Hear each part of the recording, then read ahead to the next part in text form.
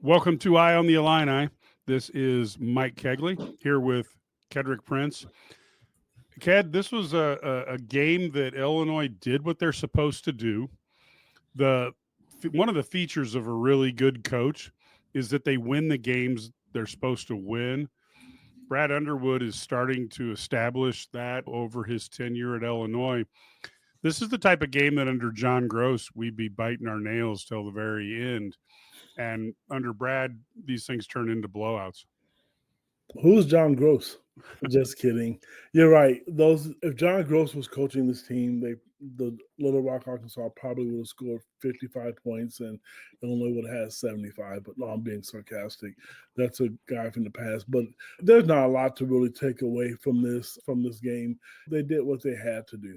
Now the schedule gets serious. Now it's time to get down to business, and they're going to have to play, and they're going to have to now show how good they are. We've talked about it all non-conference. We talked about the summertime and the fall. Now the schedule gets tougher, and they're going to have to go out and show people that they can beat some of these teams. It does you no good to have all these great games if you can't win some of them. The one good thing is that they get Tennessee at home, but that's not a guarantee.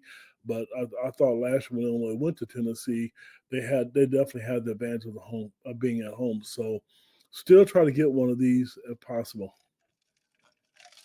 Yeah, this was a game that I think everybody knew that Little Rock was going to have a problem scoring. I think people thought they would be a little bit better on the defensive end and be able to try to push the Illini. But Illinois, these guys are growing up, not a finished product yet. But as we told you, there's going to be good days and bad days with a young team. This was a good day as they basically came out and really played well at the start, didn't let any hope get into the opponent. And really every time they needed something, they kept pushing. I thought it was a game that that it's good to see this behavior in a group of young kids. Mike, you're right. And I do believe, I think they were missing one of their best players. I will admit that, but it wouldn't have made a difference of 92 to 34. It happened and it was going to happen. But you're right. We talked about it at halftime. One of the things that I liked was how guys got out and got going early. Cus Bears had 21 points and 6 rebounds and 5 assists, and he was 3 or 4 from the 3-point line. I've been saying it forever. The day he starts making jump shots, the game is going to become different because now you have to literally go out and guard him. So if Arkansas is watching this game tonight and they're scouting him, the scouting report may be a little bit different because now you have to go out and guard him. And he's proven he can put the ball on the floor. If you follow him, he's a really decent free throw shooter. But I just think the role players, and I shouldn't say that because anybody can lead the team in scoring. But guys like Trey White, it was good to see him get going. They need him because you're not going to get 25 and 20 points from the same guys every night. So it was really good to see Trey get out. He had 16 points and he got off 12 shots tonight, which was really nice. And for some reason, Mike, let me ask you, why do people just not give Ibisevic his due? The guy has 16 and 11, and he plays 24. He played 24 minutes tonight. He has probably been the most productive guy they've had since they started playing basketball. Certainly the most productive in the paint since Kofi was there dunking on everybody. And I don't know what it is, but I've seen a lot of people bagging on Tomislav, and I don't understand it. And I actually think when you put him and Morez together with the productivity that Morez puts out there, you combine those two, and that is just unbelievable because Ivisic had 11 rebounds and Morez matched him. You don't hear about that, but it had Morez just had one more shot roll around in the lane, he'd have had his second double in a row. And right now, he's an afterthought in terms of the scouting report, et cetera. I think as he gets better, this team is going to have so many different options. And you'd think Rickhouse is probably going to get online as well and start playing better. This is going to be a team that's hard to stop. And I just think that's what you need. And I thought Will Riley, for the first time, missed a couple shots. Yeah. But again, here we're talking about he missed a couple shots and he had 13 points. And again, a couple rebounds and assists, no turnovers. For a freshman, he's just playing quite well. He is, and he's obviously one that when you look at the all freshman team nationally, if he continues this pace, he should definitely make the all freshman team, definitely in the Big Ten. But we know Rutgers has two outstanding freshmen as well. But when you look at the top 5 or 6 freshmen in the country, 3 of them are in the Big Ten. And Bailey and who I forget, this is my mind, the guy from the Bulls. I think I should know that, and Will Riley. But they're just two of the top guys that's in the conference. His dad played for the Bulls. I don't know why I can't You think of know, it. yeah. But think about what happened though. As good as they are, and this is why when you hear me say you never turn down a W, this team, the Illini, went out and they won 92-34 in a game they should have won by a lot. They did. Meanwhile, Rutgers is coming off a defeat to Kennesaw State. So that is what you have when you recruit a balanced roster. You got good coaching and your players are developing. Now, Illinois is going to have a rough night. We know they are. And we hope it's not this Thursday. But this is part of that growth that really I find so fascinating. And I'll tell you why I find it fascinating, Ked, because the basketball season is longer than any other season. You start the games in November, you play till April. You've got practice ahead of that. You've got the preseason, then you've got the conference, and then you play the big tournament at the end. I love watching the journey as these players start figuring things out. And I think Illinois is on that journey, but they've got a lot to learn, and the Big Ten's right around the corner. It really is. And to get the name right, it's Dylan Harper. Sorry. But you're right. You know what? It's right around the corner.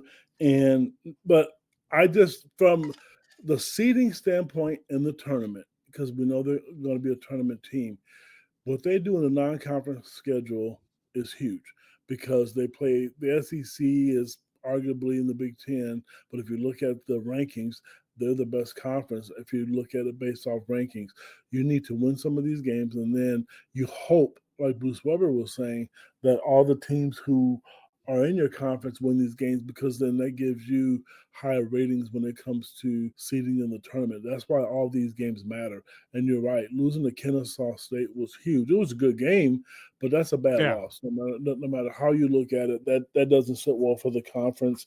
And it was a road game. I mean, in a little small environment and a little small gym, but it bit them in the butts. For all the people out there who think, this is a cupcake win for Illinois, even though I called it that as well, you could lose these games because you could be like Rutgers, because Rutgers is ranked, or they were ranked prior to that game. And again, that I think is the part where, when you rely so heavily on freshmen, you could pay. And what really, I think, when you look at what Jeff Alexander, along with Orlando, Antigua, and Brad Underwood pulled off by bringing in a couple of guys who, yes, they're not old men, but Jakuncianis and Ivisic, now you've got some guys who've got some experience. So, yeah, they aren't exactly old guys, but they're not young guys totally, to go along with Will Riley and Morez Johnson. And so you can have a rough night, but they're probably a little less likely to have it from those two, and they can help pull the other guys along. And then when you include, you've got older gentlemen like Trey White, Rick House, Boswell. That's the blend that Underwood talks about that is good to keep this team going along, because there's high expectations. I know there's a joke, if you go on to the IlliniGuys message boards, there's one of the crazier posters who calls it the curse of the 30-point streak that Illinois had put on them by our friends at UConn. And this time they came close to breaking it, got into the 20s.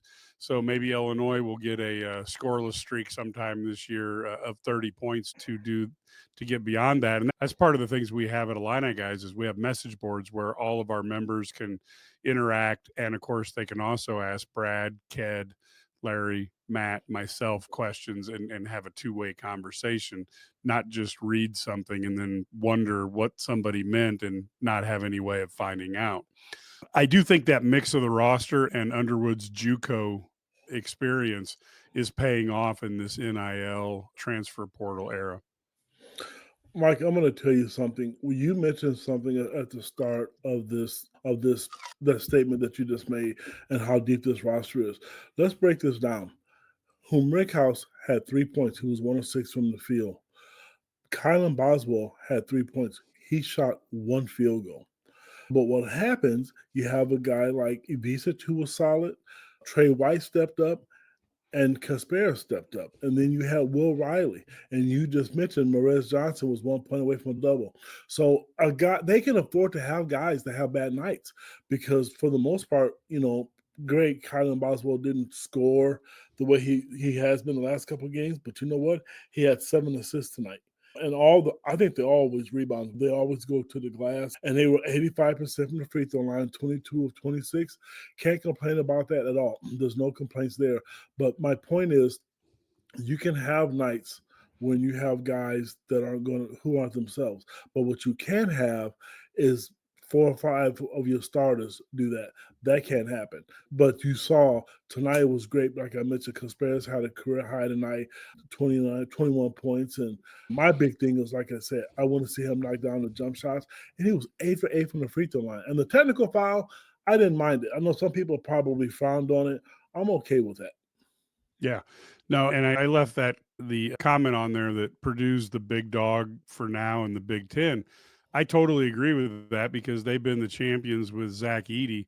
And now I don't know what team will step up. It could be Purdue. They could maintain and be the number one team in the Big Ten. Or you may see some other team step up.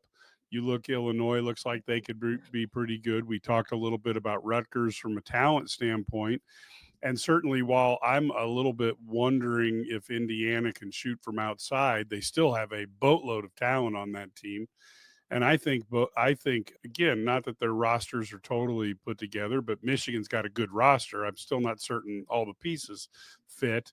And I am cautiously optimistic about that Ohio State team that I think has talent.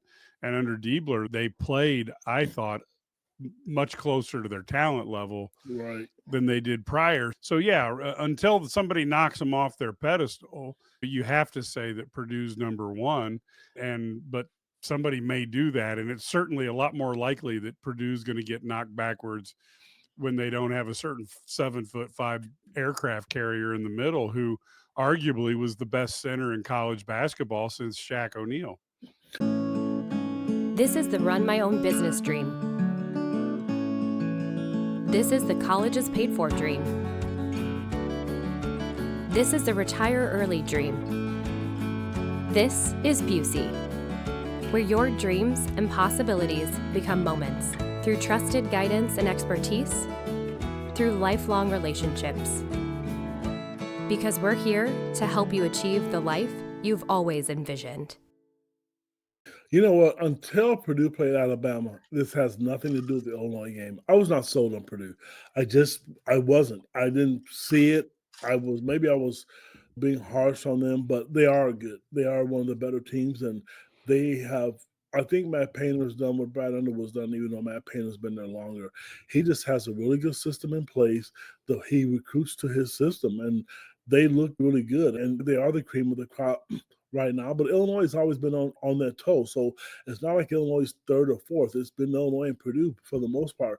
And I'm going to tell you a team that I am not sold on is Michigan State. They cannot shoot to save their lives. They didn't shoot well at home. It's not jet lag. This is one of Tom Izzo's teams. And I'm not certain that they're going to get in the tournament this year. The Big Ten is going to be rugged. I know they won today against Colorado, but Colorado hasn't been great. We'll see what they do against Memphis tomorrow, but I'm not sold on them. I think Wisconsin, if there was a surprise team, is Wisconsin for me. I think they look really good. Iowa doesn't show me anything this year. And I think out of the West Coast schools, UCLA and Oregon, look the best to me, regardless of where they're ranked. And Penn State is always sleeping on somebody where they're going to make it tough for somebody. But looking at all the teams play right now, I would still say Illinois is in the top three. I really would. I would say Illinois, Indiana, and Purdue in the top three, and Michigan State would drop. And it's hard to say because Izzo's been great, but I think the knock on him, from my understanding from a lot of people, they were a little disappointed with him and how he went out and didn't attack the portal. They don't have guys that can shoot. They just don't. And you can't make guys become shooters. It's not in their cards. If it's not there, it's not there. I agree. There's a flow to a shot that you either have or you don't have. And it doesn't have to look good. There's guys who got herky-jerky shots, but they make it. And then there's a confidence to go out there and take that shot. And if you don't have the flow and you don't have the confidence, I think it's hard to develop you into a consistent scorer. And I do think I don't know, it's almost like Izzo wants to say, I think he wants to be the old man screaming at a cloud. I'm not going to use this dang portal and this NIL, and I'm not going to play this 3-point game.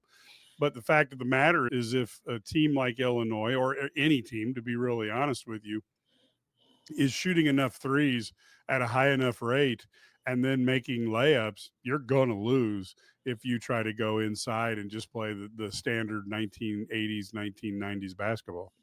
You are, and it's tough because I've been next to Illinois. I've been a big fan of Tom Izzo. I lost a lot of respect for them a few years ago when Io got hurt up at East Lansing.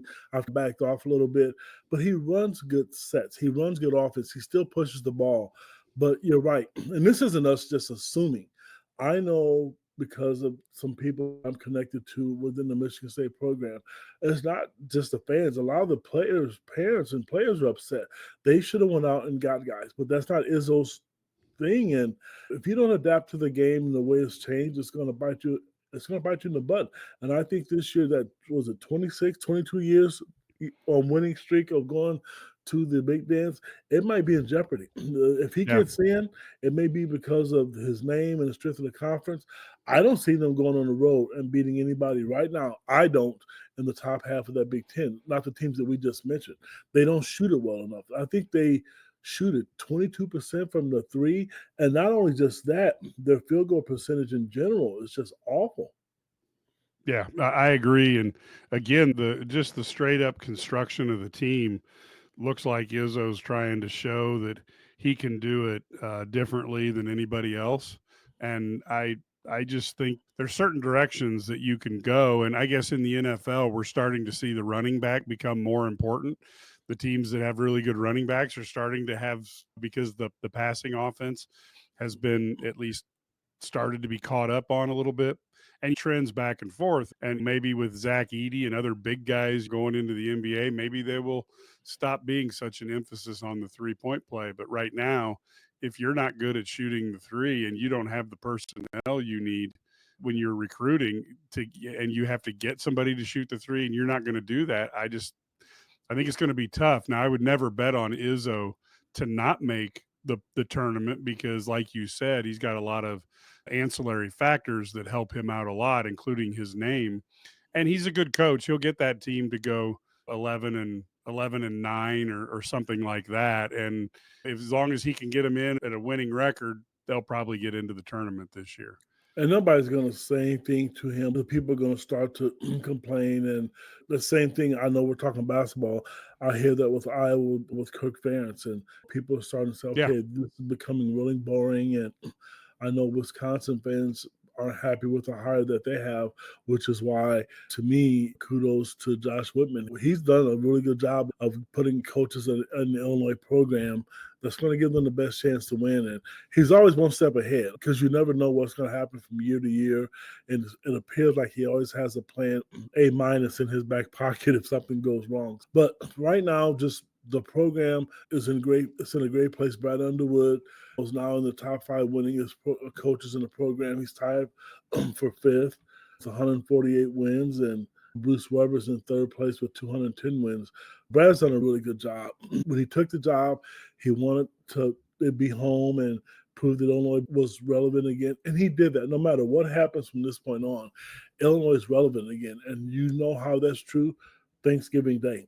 They're playing on Thanksgiving Day on CBS. There could have been a lot of games, and a lot of teams that they put on in that situation, but it's Illinois. So it's in a good place. Enjoy it because we can always find things to complain about. Every one of us can find things to complain about, but that does good.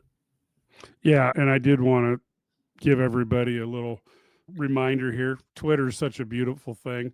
This is the 23rd anniversary of Jim Mora going playoffs. I somehow that's one of my favorite ones, and God bless the people from Carrier, the air conditioning company, because they have to be so happy that this one quote with their logo behind them is out there forever. Any other things that jump out at you after this game? This again, I don't want to beat a dead horse here, folks.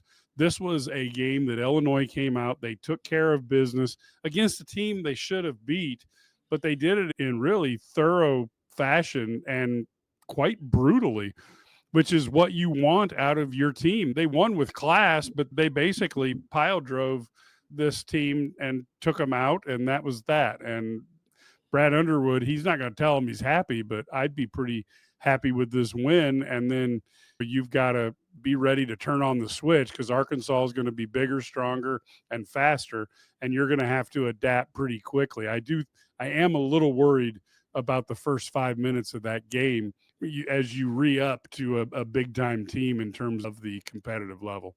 To close it with this, what I liked about today's game, they gave up 34 points. Okay, let's look. I think that's tied for State Farm record. Even though Little Rock didn't shoot the ball well, that's number one.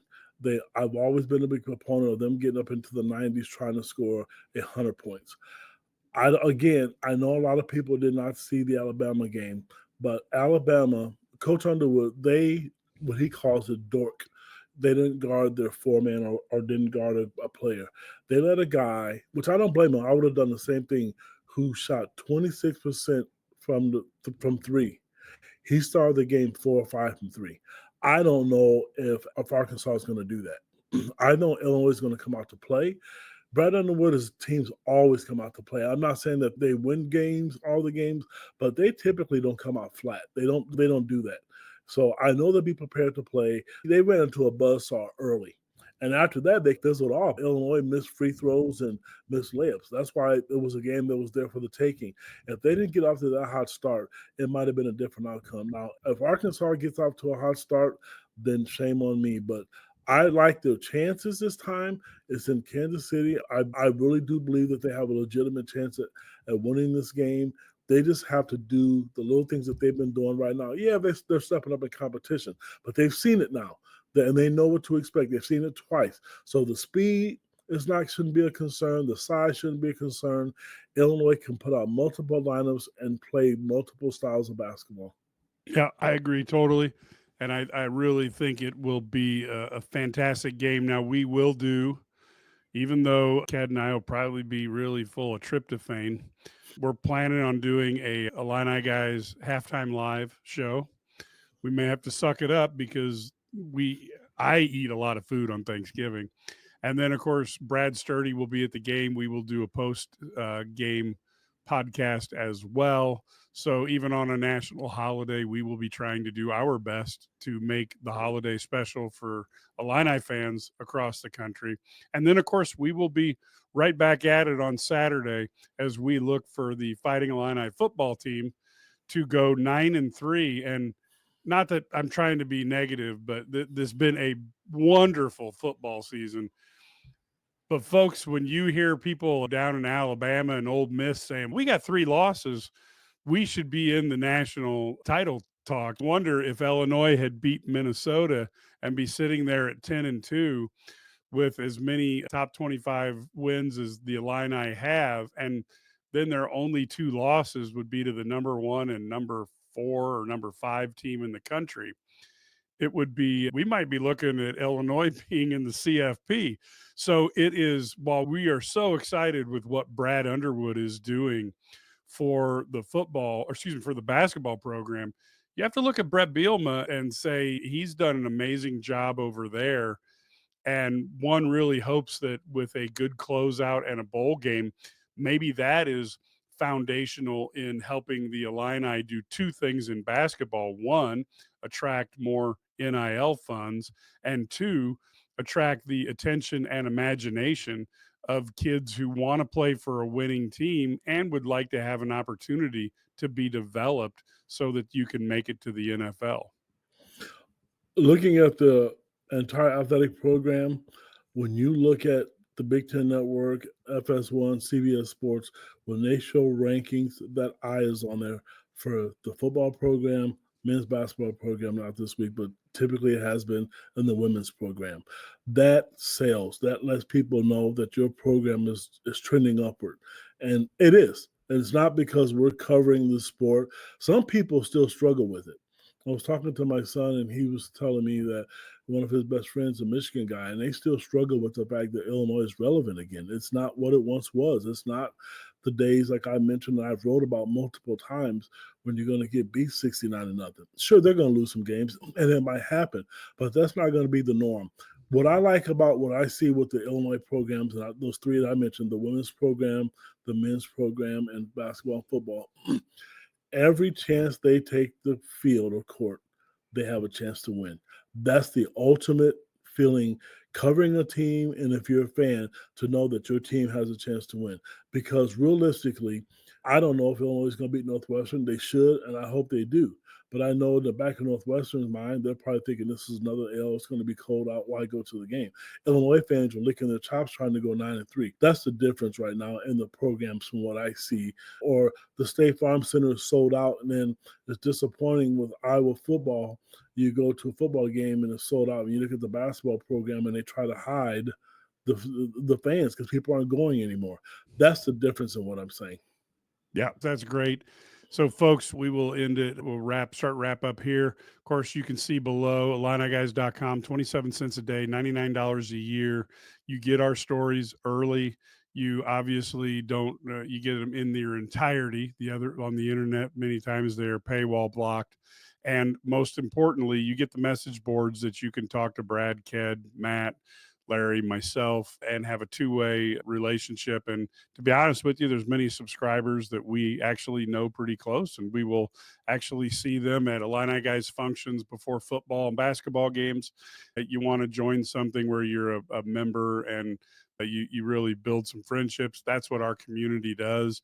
If you want to just watch something from afar, you can do that too. You don't have to participate, but what makes it a lot of fun is a lot of us met here at Illini Guys when we were a member of another board where we all got to be friends. So it's pretty amazing. We're trying to get that culture back at Illini Guys. We'd love to have more people subscribe, go onto the front page, and be looking for our Black Friday special that will be out on. That would be something you could take a look at. There might be some promotions out there that you could either get something or save a couple dollars. And I think you will enjoy that as well. Perfect time to join the Illini Guys. And we'd love to have you. Of course, look for our podcast, the Illini Guys Sports Spectacular. That's our 2-hour Illini-centric radio show that's on 20-plus stations in the state of Illinois. It also comes out on podcast. Our 2-hour Big Ten show, Big Sports Radio. You can get that on podcast. Subscribe to both of those. You can get my Heat Checks and Hail Marys every Sunday or Monday night, where I go over what happened that week in sports. That you can also subscribe to. And, of course, Eye on the Illini that you are listening or watching right now. And finally, if you go to IlliniGuys.com, if you have the appropriate IlliniGuys.com on YouTube, you can go to our channel. And if you have the appropriate courage levels, you can actually watch us on video instead of just listening to us. We're constantly mystified why anybody would want to do that, but we're happy that you do. And we try to put much of our stuff out there so you can get pieces from a video standpoint if that is more of how you enjoy doing it. With that, we will be back on Turkey Day. You'll see Ked and I fighting off the effects of tryptophan and trying to keep ourselves awake during an exciting Illini game. And, of course, if that isn't good enough for you, we'll be back on Saturday. And hopefully, if things go well, it'll be a couple wins in a couple days and a lot of fun. Until then, folks, go Illini.